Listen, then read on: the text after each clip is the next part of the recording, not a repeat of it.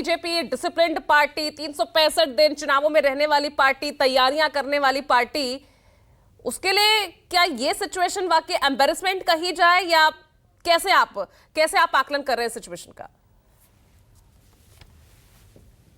देखिए पूजा, इसमें दो राय नहीं है कि भारतीय जनता पार्टी के लिए एक ये दोनों सीटों, दोनों बांकीपुर और दतिया विधानसभा उपचुनाव में जो कुछ भी हुआ कैंडिडेट्स को लेकर,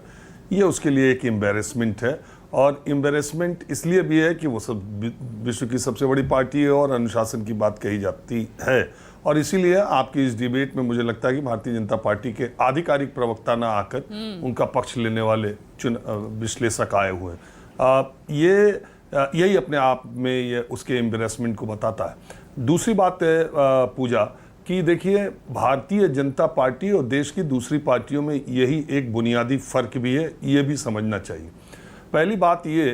कि अगर आप नरोत्तम मिश्रा को देखें तो निश्चित तौर पर वो कद्दावर नेता है, और मध्य प्रदेश में बहुत सारे बीजेपी के कद्दावर नेता का बीजेपी के नेतृत्व ने कैसे उनको हैंडल किया पीछे के, अगर आप देखें 15 वर्षों तक मुख्यमंत्री रहने के बाद शिवराज सिंह चौहान सिटिंग मुख्यमंत्री चेहरे के तौर पर चुनाव लड़े और उन्हें मुख्यमंत्री नहीं बनाया गया, और मोहन यादव जो उतना फेमस चेहरा नहीं थे मध्य प्रदेश की राजनीति में, खास करके पिछले 15 वर्षों में बहुत कद्दावर बीजेपी के महानेता थे,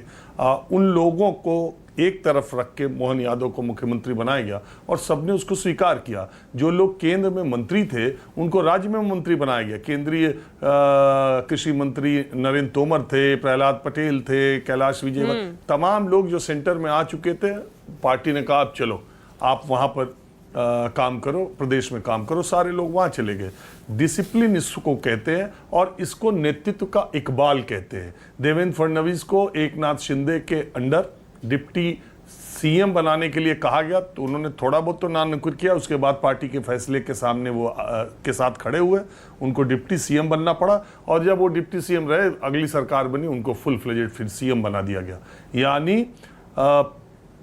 कायदे से रहोगे तो फायदे में रहोगे, जो कहते हैं योगी जी, वो बीजेपी में बिल्कुल आप देख रही हैं। तो नरोत्तम मिश्रा को छोड़िए, अभी देश के तमाम भारतीय जनता पार्टी शासित राज्यों में आने वाले दिनों में बहुत सारे ऐसे नेता हैं जिनका नरोत्तम मिश्रा की तरह ही हाल होगा, क्योंकि Bharatiya Janata party cadre based party है, और उसने 45 साल के अपने राष्ट्रीय अध्यक्ष को बना के ये संदेश दे दिया है कि जो अब पीछे के दशकों के जो कद्दावर नेता थे, अब उनका समय जाता रहेगा, अब उनका और नए लोगों का समय आता रहेगा। काडर बेस्ड पार्टीज में ये सबसे अच्छी बात होती है कि वो उनका नेतृत्व, उनका संगठन रिवाइव होते रहता है और इस तरह से वो आगे बढ़ते हैं। तो पहली बात, भारतीय जनता पार्टी की तमाम एम्बैरेसमेंट के बाद ये मजबूत पक्ष भी आप देखिए कि नरोत्तम मिश्रा जो दतिया में जो कुछ भी हुआ, उसके बाद भोपाल जाते जाते उनके नरम तेवर पड़ गए, और फिर तेवर अब नरम ही रहेंगे अगर भारतीय जनता पार्टी में उनको सरवाइव करना है। हाँ, बांकीपुर की जो स्थिति है वो एक बड़ा एम्बैरेसमेंट है। वो इसलिए है कि राष्ट्रीय अध्यक्ष बनने के बाद नितिन नवीन को मुझे लगता है ये पहले ही फैसला करना था, और अपनी ही सीट पर उन्होंने जो फैसला किया वो पार्टी के लिए एम्बैरेसमेंट हो गया। सौरभ ने जो बातें बताई हैं उनकी 10वीं की मार्कशीट को लेकर, उनके पिता के केस में सजा याफ्ता होने को लेकर, अगर इतनी भी जानकारी नितिन नवीन को अपने उस कैंडिडेट या कार्यकर्ता के बारे में नहीं थी, हालांकि मैं मानता हूं कि बहुत पृष्ठभूमि में नहीं गए होंगे, और अभी जो दूसरे कैंडिडेट आए उनके बारे में जो बात है, हालांकि वो सुधार लिया जाएगा नामांकन के वक्त, उसमें कब उन्होंने पार्टी ज्वाइन की थी ये ज़्यादा इंपॉर्टेंट नहीं है, लेकिन तब भी भारतीय जनता पार्टी के लिए बांकीपुर भी एक एम्बैरेसमेंट की तरह है। लेकिन उसमें दूसरी चीज़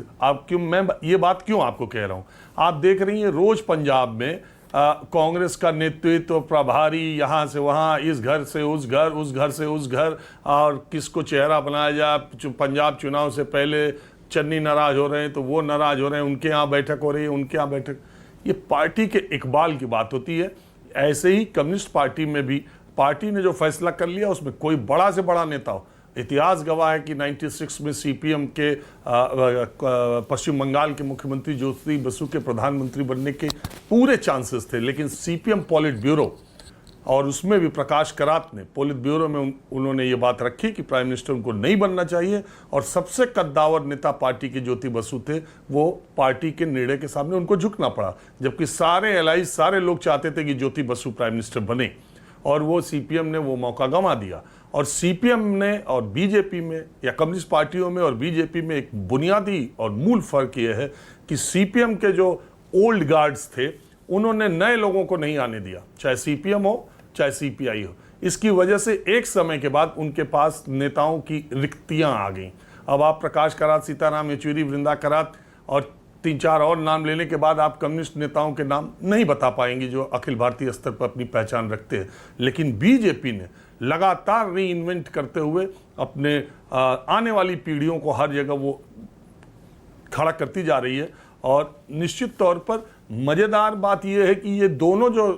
उपचुनाव में घटनाएं घटी हैं, उससे इन दोनों चुनाव में रोचकता बढ़ गई है। इन दोनों चुनाव में इंटरेस्ट आम आदमी का भी बढ़ गया है। जो लोग राजनीतिक दिलचस्पियां रखते हैं उनका भी इन चुनाव में